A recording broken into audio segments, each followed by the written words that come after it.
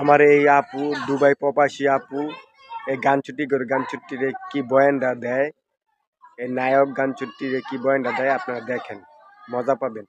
তাহলে ভিডিওটা আপনারা দেখেন। ওই ওই বললো বললো বললো বললো কেডা রে কইছে এই গাতার মধ্যে যায় নায়কটার শুটিংটা রাখতো। তোরা কি আর স্পট পাইছিলি না রে? এই শুটিং ওলার করে শুটিং ওলারা নায়কটারে নিয়ে গাতার মধ্যে অন্য করে দিতে থাকা বেড়ায়। হ্যাঁ কইছে কি নায়কটা?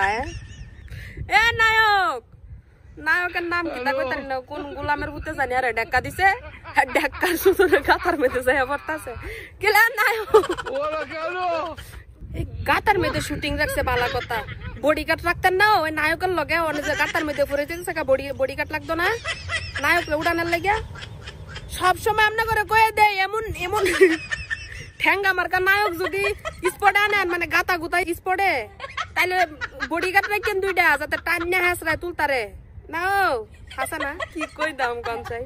হ্যাঁ আর ব্যাসটা দেখছেন নি সেন পকেটের মধ্যে কড়া লাগাইছে, ফ্যান মনে পড়া যায় না রে, সিগলটা বাইন্দা তুইছে আর ফ্যানারে ওই যে সাইডে সিগলটা আর ফ্যানারে বাইন্দা তুই দিছে। এটা বলে নায়ক। সমস্যা নাই, নায়কের শুটিং করতে গেছে কচুরি ফানার ভিত্তে। হ্যাঁ শুটিংটা ভালো করে করো, ছবি কবে বাড়িব আপনার নায়ক।